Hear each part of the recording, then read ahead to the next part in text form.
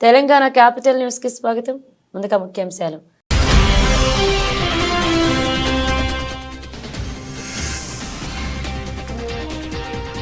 మాయోట్లో Chido తుఫాన్ బీభత్సం, వేలాది మంది మృతి.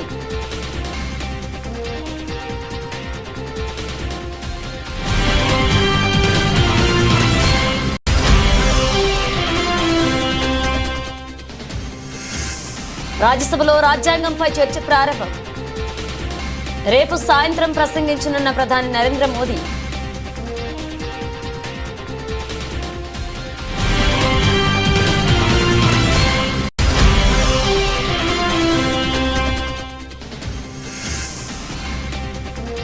ఢిల్లీ అసెంబ్లీ ఎన్నికల్లో ఆప్ దూకుడు, మొత్తం 70 మంది అభ్యర్థులను ప్రకటించిన కేజ్రీవాల్.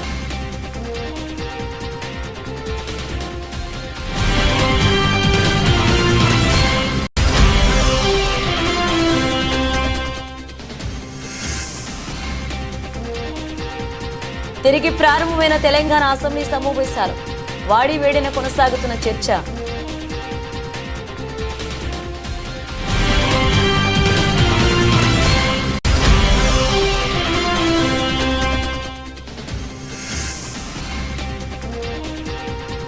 బ్యాటింగ్ లో భారత్ తడబాటు, 22 రన్స్ కే 3 వికెట్లు కోల్పోయిన టీమిండియా.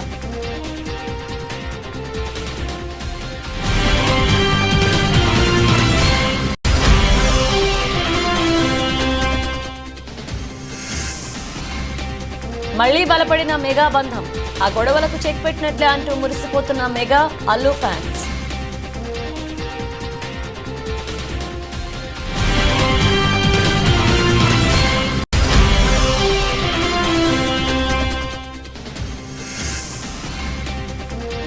స్వల్ప నష్టాలతో స్టాక్ మార్కెట్ సూచీల ప్రారంభం, 400 పాయింట్లు పడిన సెన్సెక్స్.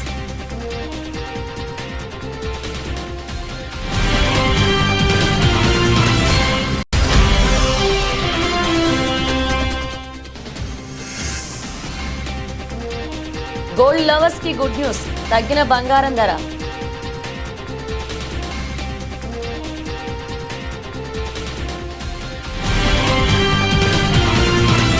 హిందూ మహాసముద్రంలో ఫ్రెంచ్ ద్వీపకల్పం మాయోట్లో చీడో తుఫాన్ బీభత్సం సృష్టించింది. 200 కిలోమీటర్లకు పైగా వేగంతో రాకాసి గాలులు వీయడంతో అనేక ప్రాంతాల్లో నివాసాలు ధ్వంసమయ్యాయి. గత 90 సంవత్సరాల్లో మాయోట్ ఇలాంటి తుఫాన్ను చూడలేదు అని స్థానికులు చెప్పారు. ఆగ్నేయ హిందూ మహాసముద్రంలో ఏర్పడిన ఈ తుఫాన్ కారణంగా మాయోట్ భారీగా నష్టాన్ని చవిచూసింది. దీనికి తోడు మాయోట్కు పక్కనే ఉన్న కొమోరోస్, మడగాస్కర్ ద్వీపాలపైన చీడో తుఫాన్ ప్రభావం చూపింది. చీడో తుఫాన్ కారణంగా మాయోట్తో 10ల సంఖ్యలో మరణించగా వందలాది మంది తీవ్ర గాయాలతో ఆసుపత్రిలో చికిత్స పొందుతున్నారు. అయితే వీరిలో చాలా మంది పరిస్థితి విషమంగా ఉన్నట్లుగా అధికారులు చెప్పారు. మాయోట్, కొమోరోస్, మడగాస్కర్ ద్వీపాలపై తుఫాను ప్రభావం ఉండడంతో ఈ ప్రాంతాల్లో మృతుల సంఖ్య 1000 వరకు చేరే అవకాశం ఉందని అధికారులు తెలిపారు.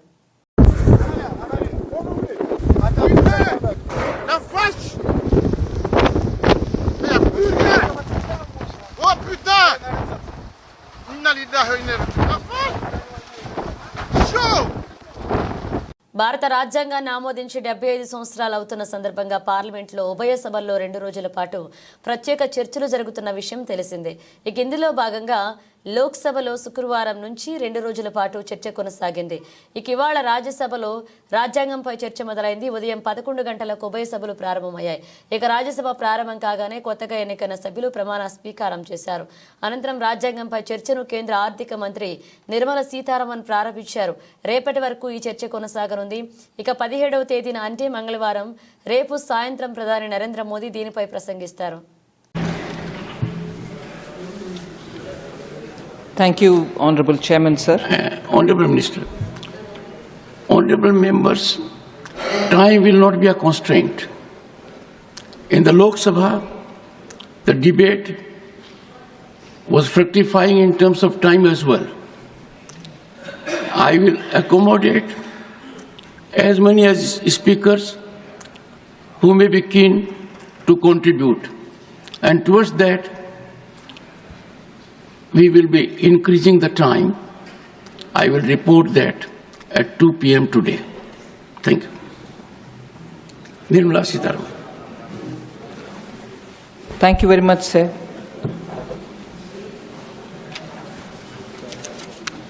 So let me first start by thanking the Honorable Prime Minister, the Leader of the House, Shri Jagat Prakash Nadda, my party, and you, the Honorable Chairman, for giving me this opportunity to speak in this discussion, marking the historic occasion of 75 years of our Constitution. I feel very Delhi assembly ఎన్నికల్లో విజయం కోసం Aam Aadmi party వ్యూహాత్మకంగా పావులు కదుపుతోంది. అన్ని పార్టీల కంటే ముందే అభ్యర్థుల ఎంపికను ఆప్ పూర్తి చేసింది.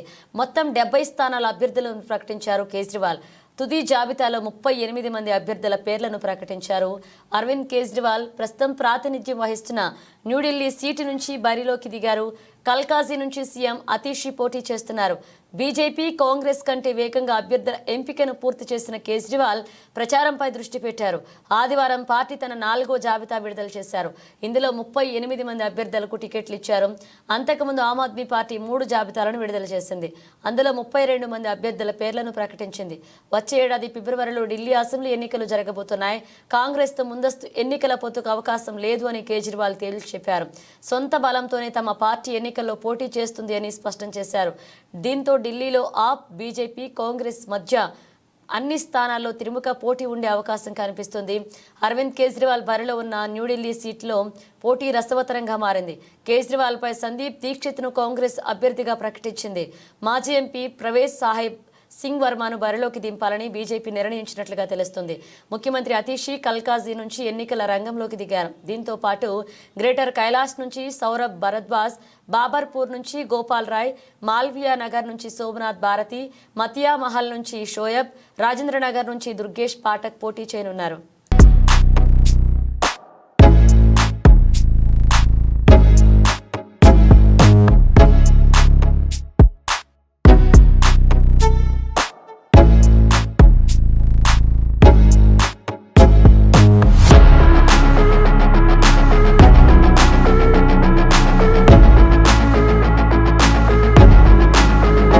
తెలంగాణ అసెంబ్లీ సమావేశాలు ప్రారంభమయ్యాయి. ఉదయం 10 గంటలకు శాసన మండలి, శాసనసభ ప్రారంభమైంది. ఈ సమావేశంలో కీలక బిల్లులు ప్రభుత్వం ప్రవేశపెట్టనుంది. ఈ మధ్యాహ్నం 2 గంటలకు కేబినెట్ భేటీ ఉండనుంది. స్పోర్ట్స్, తెలంగాణ వర్సిటీ సవరణ బిల్లులతో పాటు టూరిజం పాలసీపై చర్చ ఉండే అవకాశం ఉంది. ఈ సమావేశంలో ఆర్ఓఆర్, పంచాయతీరాజ్ చట్ట సవరణ బిల్లులపై చర్చ నిర్వహించనున్నారు. ఇద్దరికి మించి పిల్లలు ఉన్నవారు కూడా పంచాయతీ ఎన్నికల్లో పోటీ చేసేందుకు అనుమతించేలాగా పంచాయతీరాజ్ చట్టంలో సవరణలు తీసుకోవాలని ప్రతిపాదించినట్లుగా తెలుస్తోంది. మరోవైపు రైతు భరోసా విధి విధానాలపై ఈ మధ్య సిఫారసులు చేసింది కేబినెట్ సబ్ కమిటీ. వాటిపై చర్చించి విధి విధానాలు ఖరారు చేయబోతుంది మంత్రివర్గం. కాగా ఈ నెల ఒకరోజు అసెంబ్లీ సమావేశమైంది. ఇక అనంతరం సభ వాయిదా పడింది. తిరిగి ఇవాల్టి నుంచి సభ ప్రారంభం కానుంది. అసెంబ్లీ సమావేశాలు ఎన్ని రోజులు నిర్వహించాలనే దానిపై ఇవాల్టి బీఏసీ సమావేశంలో నిర్ణయిస్తారు. ఇక 5 రోజుల పాటు సభ నిర్వహించాలని ప్రభుత్వం నిర్ణయించినట్లుగా తెలుస్తోంది. మంత్రి గారు 691 కోట్ల రూపాయల బిల్లులు పెండింగ్ లో ఉన్నాయని చెప్పారు. రాష్ట్రంలో మీరు చూస్తే అధ్యక్ష, బడా కాంట్రాక్టర్లకు మాత్రం బిల్లులు వస్తున్నాయి. చిన్న కాంట్రాక్టర్లకు ఇప్పుడు ఒక సంవత్సర కాలం నుంచి 691 కోట్ల రూపాయలు ఇవ్వకుండా సర్పంచులను, ఎంపీటీసీలను ఈ కాంగ్రెస్ ప్రభుత్వం గోసపుచ్చుకుంటా ఉంది అధ్యక్ష. చివరికి ఆ సర్పంచులు, ఎంపీటీసీలు గవర్నర్ గారిని కలిసి మొరబెట్టుకున్నారు, మంత్రుల్ని కలిసి మొరబెట్టుకున్నారు. చలో అసెంబ్లీ కార్యక్రమానికి వస్తే వాళ్ళను అరెస్ట్ చేసి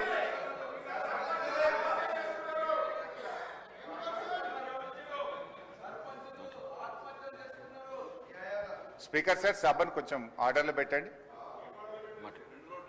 స్పీకర్ సార్, 2 రోజులు మొన్ననే ట్రైనింగ్ ఇచ్చింది, ఇదేనా సార్ ట్రైనింగ్? సార్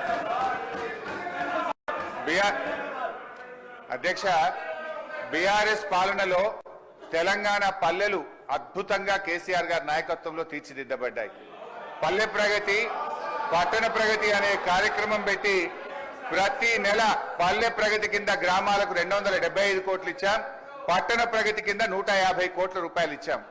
కానీ కాంగ్రెస్ ప్రభుత్వం వచ్చిన తర్వాత ఈ ఏడాది కాలంలో పల్లె ప్రగతి, పట్టణ ప్రగతి కింద 1 రూపాయి కూడా గ్రామ పంచాయతీలకు ఇవ్వకుండా పోవడం వల్ల ఈ రోజు ఈ సమస్య వచ్చింది అధ్యక్ష. ఇది నేను చెప్తున్నది కాదు, కేంద్ర ప్రభుత్వం చెప్పింది. దేశంలో ఉత్తమ గ్రామ పంచాయతీల అవార్డులు ప్రకటిస్తే టాప్ 20 అవార్డ్స్ లో 19 అవార్డులు తెలంగాణ రాష్ట్రానికి వచ్చాయి. 20లో 19 తెలంగాణకు తెచ్చిన ఘనత కేసీఆర్ గారిది, బీఆర్ఎస్ ప్రభుత్వాన్ని. సో ఆ రకంగా పల్లెలు చేశాం. ప్రతి గ్రామ పంచాయతీకి ట్రాక్టరు, ట్యాంకరు, ట్రాలీ, నర్సరీ, వైకుంఠధామము, డంప్ యార్డు పెట్టి తెలంగాణ పల్లెలు దేశానికి ఆదర్శంగా నిలిపిన ఘనత కేసీఆర్ ది, బీఆర్ఎస్ పార్టీ. అధ్యక్ష, మేము గౌరవనీయులు మంత్రి గారిని కోరేది ఒక్కటే, ఇవాళ ఈ ప్రభుత్వం వచ్చిన తర్వాత ఎస్ఎఫ్సి నారాయణపేట జిల్లా మక్తల పట్టణంలో వెలిసిన శ్రీ శ్రీ పడమటి ఆంజనేయ స్వామి బ్రహ్మోత్సవాల్లో భాగంగా పడమటి ఆంజనేయ స్వామిని దర్శించుకుని స్వామివారికి పట్టు వస్త్రాలు సమర్పించారు. ప్రత్యేక పూజలు చేశారు. రాష్ట్ర దేవాదాయ శాఖ మంత్రి కొండా సురేఖ, మక్తల ఎమ్మెల్యే వాకిటి శ్రీహరి పాల్గొన్నారు. బ్రహ్మోత్సవాల్లో భాగంగా నేడు మక్తల పట్టణంలోని పడమటి ఆంజనేయ స్వామి దేవాలయానికి విచ్చేసిన మంత్రికి పూర్ణకుంభంతో స్వాగతం పలికారు ఆలయ పాలక మండలి మరియు ఆలయ అర్చకులు. మక్తల పడమటి ఆంజనేయ స్వామి బ్రహ్మోత్సవాలు ప్రతి ఏటా డిసెంబర్ మాసంలో నిర్వహిస్తారు. పౌర్ణమి రోజున స్వామివారి రథోత్సవ వేడుకలు నిర్వహించనున్నారు. ఈ నెల 13 నుండి 19వ తేదీ వరకు శ్రీ పడమటి ఆంజనేయ స్వామి వారి బ్రహ్మోత్సవాలు అత్యంత వైభవంగా నిర్వహిస్తున్నారు. నేడు పడమటి ఆంజనేయ స్వామి రథోత్సవం సందర్భంగా స్వామివారి దర్శనం కోసం తెల్లవారుజాము నుండి భక్తులు బారులు తీరి స్వామివారిని దర్శించుకుంటున్నారు.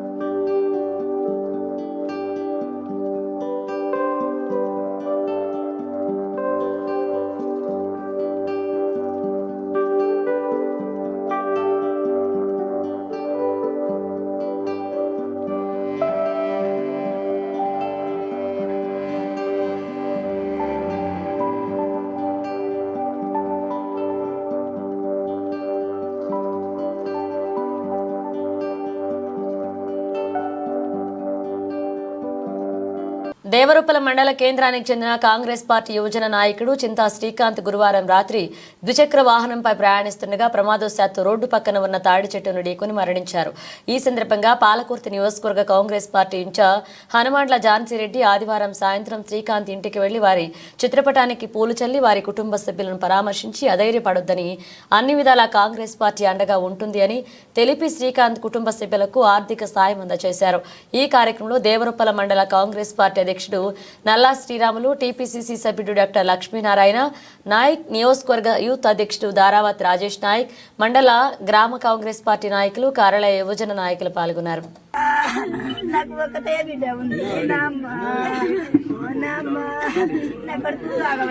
సంగారెడ్డి జిల్లా జనహృదయ నేత, మన సంగారెడ్డి నియోజకవర్గ అసెంబ్లీ కంటెస్టెడ్ అభ్యర్థి మరియు సంగారెడ్డి జిల్లా ముదిరాజ్ సంఘ అధ్యక్షులు పులిమామిడి రాజు తన జన్మదినాన్ని పురస్కరించుకుని తమిళనాడు రాష్ట్రానికి సంబంధించిన కుంభకోణంలోని ఆలయాలతో తన సతీమణి పులిమామిడి మమత, కుమార్తె మాధవి, కుమారుడు మనోజ్లతో కలిసి కుటుంబ సమేతంగా ప్రత్యేక పూజా కార్యక్రమాన్ని నిర్వహించారు. ఈ సందర్భంగా పులిమామిడి రాజు మాట్లాడుతూ సంగారెడ్డి నియోజకవర్గ ప్రజలందరూ ఎల్లవేళలా సుఖ సంతోషాలతో ఆయురారోగ్యాలతో అష్టైశ్వర్యాలతో ఉండాలని పులిమామిడి రాజు ఆ భగవంతుని ప్రార్థించారు. ఎల్లవేళలా ప్రజలకు అందుబాటులో ఉంటారని, మానవ సేవే మాధవ సేవ అన్నారు. ఇట్టి కార్యక్రమంలో భట్టాచార్య, సుందరయ్య, పంతులు, పటోళ్ల వీరారెడ్డి, గురుప్రసాద్, సోమశంకర్ మరియు పిఎంఆర్ యువసేన సభ్యులు పాల్గొన్నారు.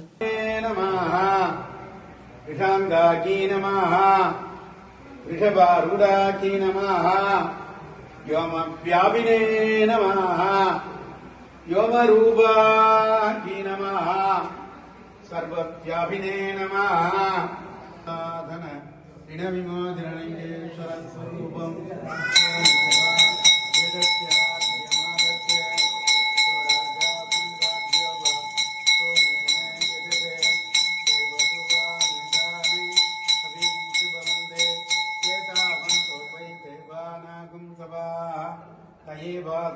నూతనంగా ఏర్పడిన మాసాయిపేట మండలాన్ని అన్ని రంగాల అభివృద్ధి చేసేందుకు కృషి చేస్తా అని నర్సాపూర్ నియోజకవర్గ ఇన్ఛార్జ్ అవుల రాజిరెడ్డి అన్నారు.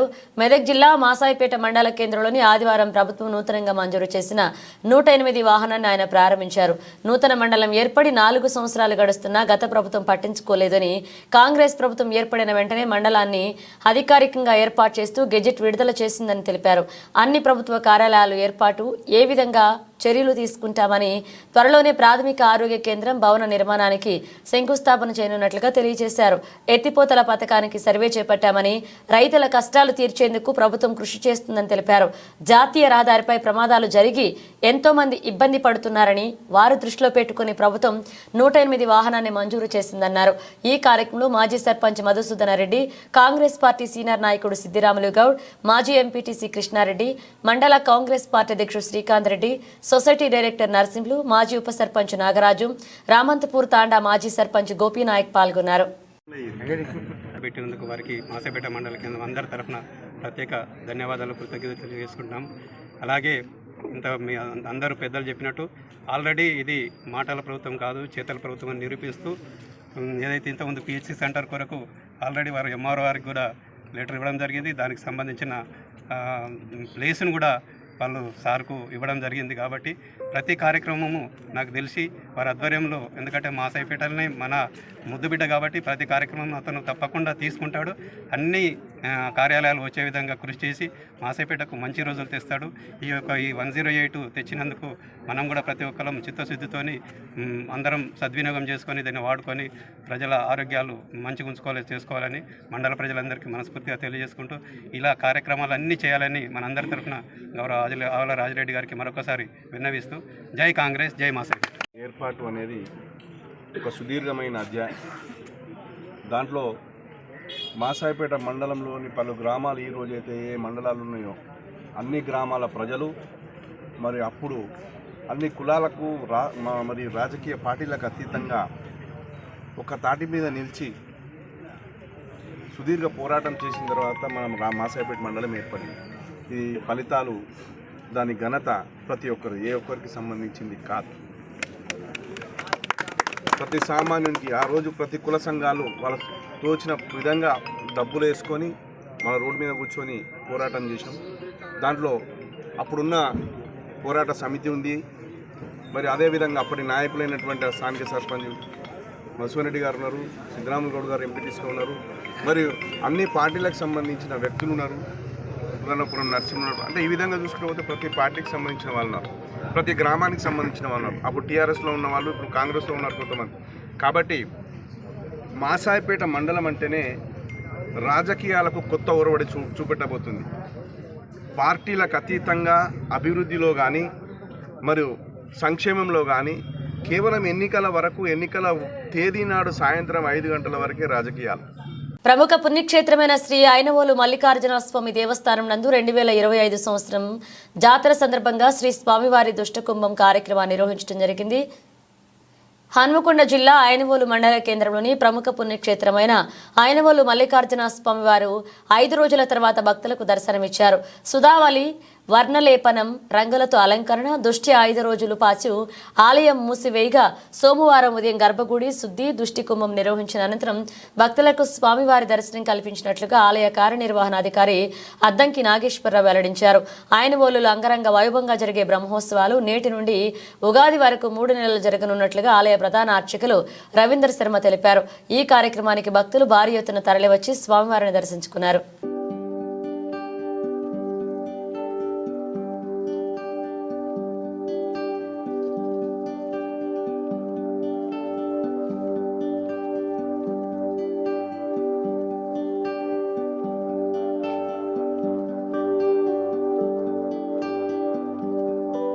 ఏపీ, కర్ణాటక నుంచి లక్షలాది మందికి పైగా భక్తులు రాగా గద్వాల్, మల్దకల్, తిమ్మప్ప జాతర గద్వాల్ నియోజకవర్గం నుంచే కాకుండా ఏపీ, కర్ణాటక స్వామికి తమ మొక్కులు తీర్చుకున్నారు. అనంతరం నగదు, వస్తు రూపేణ కానుకలు సమర్పించుకుంటున్నారు. తమ మొక్కులు తీర్చుకుంటూ వస్తున్నారు. ఇదే అదునుగా భావించిన కొందరు ఆర్థికంగా తమ ఎదుగుదలే ధ్యేయంగా భావించి మల్దికల్ తిమ్మప్ప స్వామి పేరును పెట్టి ఎలాంటి ఆక్షేపణ లేకుండా పలుపుడిని నియంత్రించి ప్రస్తుతం జరుగుతున్న ఈ జాతరకి సుమారు 1 కోటి ఆర్థికం జనార్దన ద్వయంగా అందరినీ తనకన కనుసన్నల్లోనే నడిపిస్తున్నారు. ఇక మల్దకల్ తిమ్మప్ప స్వామి అనువసికుడు టెంకాయల వేలంపాట ఇలా గద్వాల నియోజకవర్గంలో దాదాపు 100కు పైగా గ్రామాలున్నాయి. మల్దకల్ తిమ్మప్పను ప్రతి ఒక్కరూ కూడా కొంగు బంగారంగా కొలుస్తారు.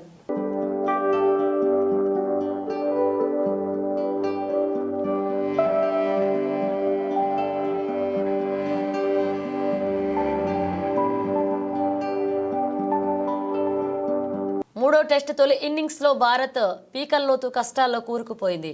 ఆసీస్ బౌలర్లు పదునైన బంతులకు టీమిండియా టాప్ ఆర్డర్ కుప్పకూలింది. హేజిల్వుడ్ స్టార్క్ ఫేస్ దాటికి 22 రన్స్కే 3 వికెట్లు కోల్పోయింది.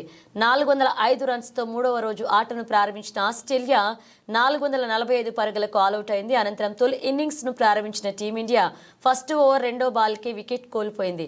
కేఎల్ రాహుల్తో కలిసి ఓపెనింగ్ వచ్చిన యశస్వి జైస్వాల్ స్టార్క్ బౌలింగ్లో ఫస్ట్ బాల్కు 4 కొట్టాడు. అయితే రెండవ బంతికి జైస్వాల్ను స్టార్క్ బోల్తా కొట్టించడంతో మార్ష్కు క్యాచ్ ఇచ్చి పెవిలియన్కు చేరాడు.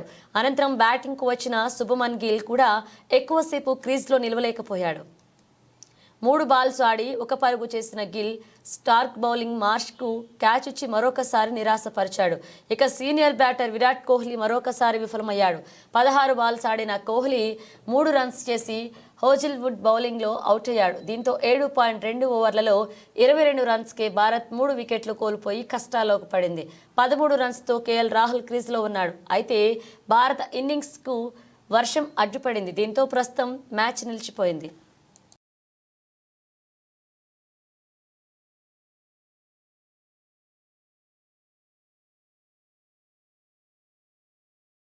మెగాబంధం మళ్లీ బలపడింది. ఇన్నాళ్లు ఊరేగిన ఊహాగానాలు బిత్తరపోతున్నాయి. సోషల్ మీడియాలో పేటరేగిపోయిన ప్రచారాలు తలదించుకుంటున్నాయి. మెగా అల్లు ఫ్యామిలీలో గొడవలంటూ గోల చేసిన గొంతులన్నీ చడీ చప్పుడు చేయడం లేదు. ఆ మెగా కలయిక ఎన్నో ప్రచారాలను పటాపంచలు చేసింది. ఆ మెగా సన్నివేశం ఆప్యాయతలకు ఆహ్వానం పలుకుతుంది.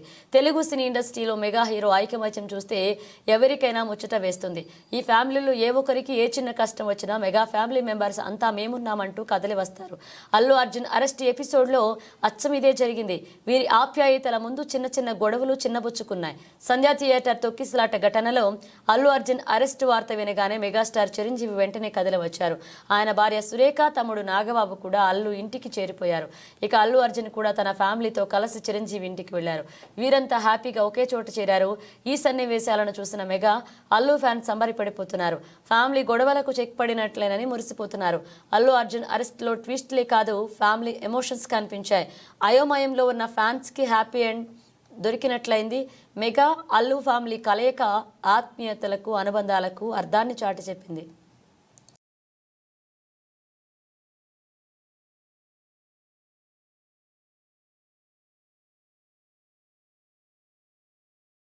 దేశీయ స్టాక్ మార్కెట్ సూచీలు సోమవారం స్వల్ప నష్టాల్లో ట్రేడింగ్ను ప్రారంభించాయి. ఇక అంతర్జాతీయ మార్కెట్ల బలహీన సంకేతాలు దేశీయంగా ప్రభావం చూపే కీలక వార్తలు లేనందువల్ల మార్కెట్లు స్తంభంగా కొనసాగుతున్నాయి. ఉదయం 9:30 గంటల సమయానికి సెన్సెక్స్ 200 పాయింట్లు తగ్గి 81,928 వద్ద, నిఫ్టీ 51.5 పాయింట్లు తగ్గి 24,716 వద్ద ట్రేడ్ అవుతున్నాయి.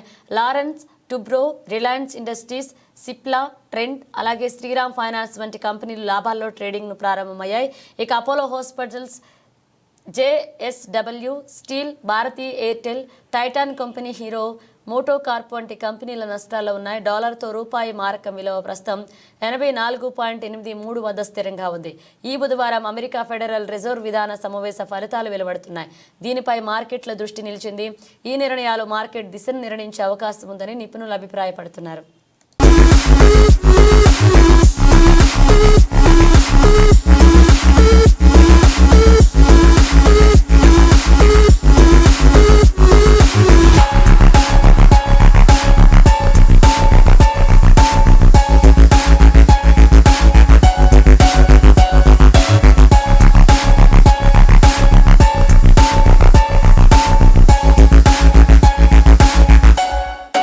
గోల్డ్ లవర్స్ కదిరిపోయే న్యూస్ వచ్చింది. కొత్త కాలంగా పెరుగుతూ షాకిస్తున్న బంగారం ధరలు ఎట్టకేలకు దిగి వస్తున్నాయి. దీంతో బంగారం కొనేందుకు సరైన సమయం ఇదే అంటున్నారు నిపుణులు. గత 2 రోజులుగా బంగారం ధరలు భారీగా తగ్గాయి. ఇవాళ సోమవారం 10 మేరకు బంగారం ధర తగ్గింది. దేశంలో వివిధ నగరాల్లో బంగారం ధరలు ఎలా ఉన్నాయో ఓసారి చూద్దాం. ఢిల్లీలో 22 క్యారెట్లు 10 గ్రాముల బంగారం ధర 71,540గా ఉండగా 24 క్యారెట్ల 10 గ్రాముల బంగారం ధర 78,030గా నమోదైంది.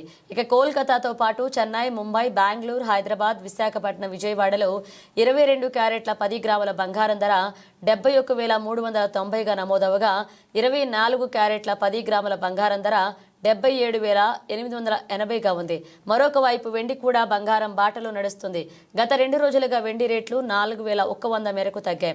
హైదరాబాద్, కేరళ, చెన్నై కిలో వెండి 99,900గా నమోదవగా ఢిల్లీ, కోల్కతా, బెంగళూరు, ముంబైలో కేజీ వెండి ధర 92,400గా కొనసాగుతుంది.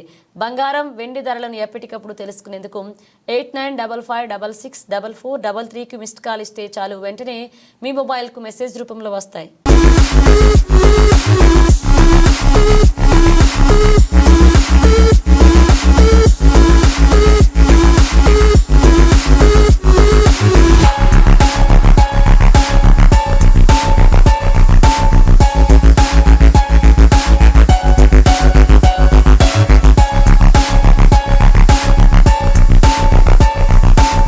బులెటిన్ ముగించే ముందు హెడ్లైన్స్ మరోసారి.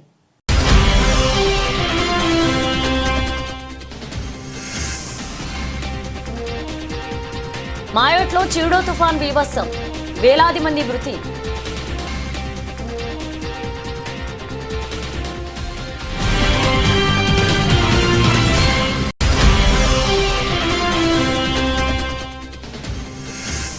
రాజ్యసభలో రాజ్యాంగంపై చర్చ ప్రారంభం. రేపు సాయంత్రం ప్రసంగించనున్న ప్రధాని నరేంద్ర మోదీ.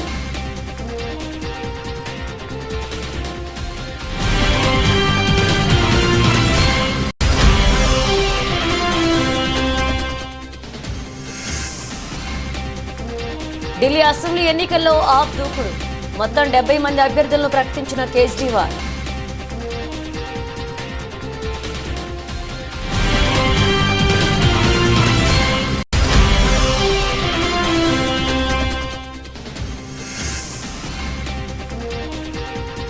తిరిగి ప్రారంభమైన తెలంగాణ అసెంబ్లీ సమావేశాలు, వాడి వేడిన కొనసాగుతున్న చర్చ.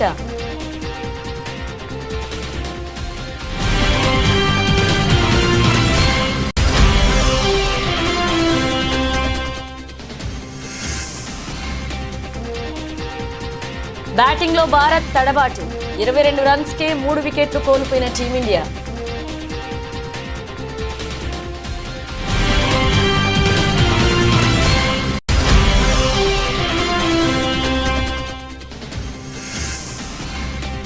మళ్లీ బలపడిన మెగా బంధం, ఆ గొడవలకు చెక్ పెట్టినట్లే అంటూ మురిసిపోతున్న mega, Allu fans.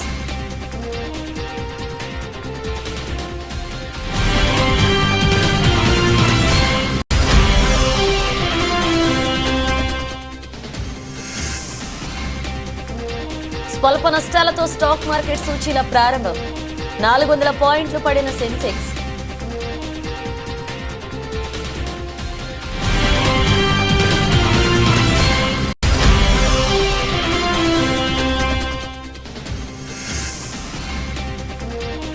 Gold lovers కి గుడ్ న్యూస్, తగ్గిన బంగారం ధర.